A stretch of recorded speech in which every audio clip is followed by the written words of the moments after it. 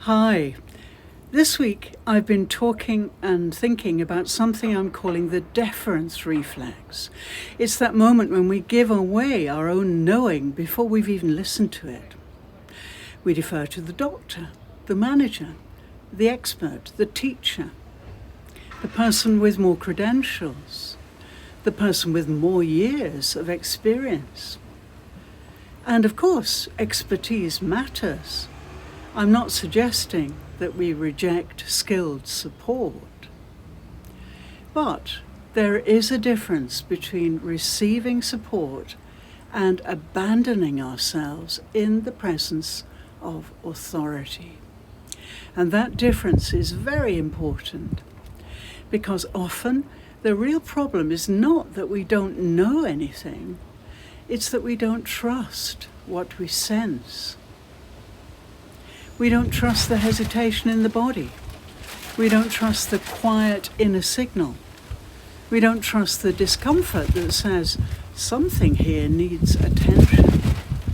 We don't trust the idea that comes before the limited mind starts arguing against it. The limited mind is very quick. It says, "Who are you to think that? You're not qualified enough. They know better. You don't have enough experience. Stay quiet. Don't risk being wrong." And so we defer.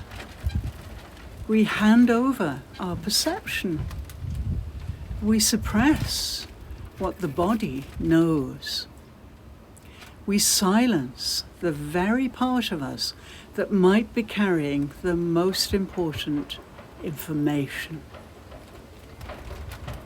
This matters in health, in leadership, it matters in education, it matters in every workplace where people stay quiet because they feel underqualified, unseen, insecure, or just being judged.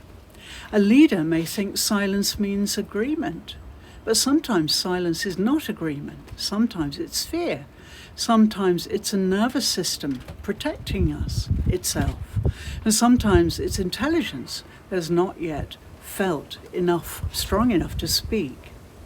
That is why the last two themes, gravity and play, matter so much. Gravity brings us back down into the body. It reminds us, come back here, feel your feet, feel the ground. You're not just a floating mind trying to survive. And play gives us permission to experiment. It says, you don't have to be perfect before you can begin. You can test, you can try, you can learn. And now comes the next step. Before you defer, return to yourself. Pause, breathe, feel the body. Ask, what do I already know here? What am I sensing?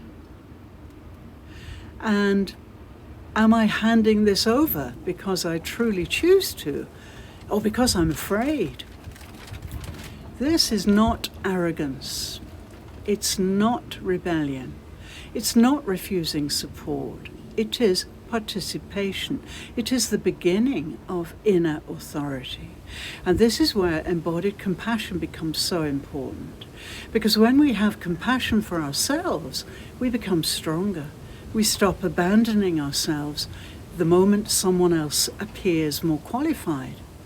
We can still learn from experts. We can still receive guidance. We can still accept treatment, teaching, mentoring, or leadership. But we do it without disappearing. We remain present. Body, spirit, and mind stay involved. So my question to you today is simple. Where do you defer before you listen? In your health? In your work? In your leadership?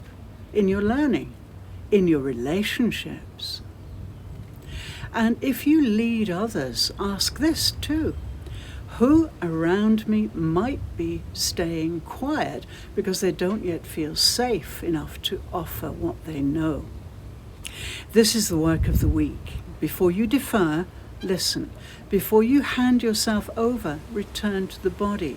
And before fear makes the decision, feel compassion for yourself. That is where healing, learning, and leadership become much, much stronger. If this speaks to you, I've written about the deference reflex this week, and I'm also sharing embodied compassion for professionals. It's a 5-day experience designed to help you stop abandoning yourself under pressure and begin supporting yourself.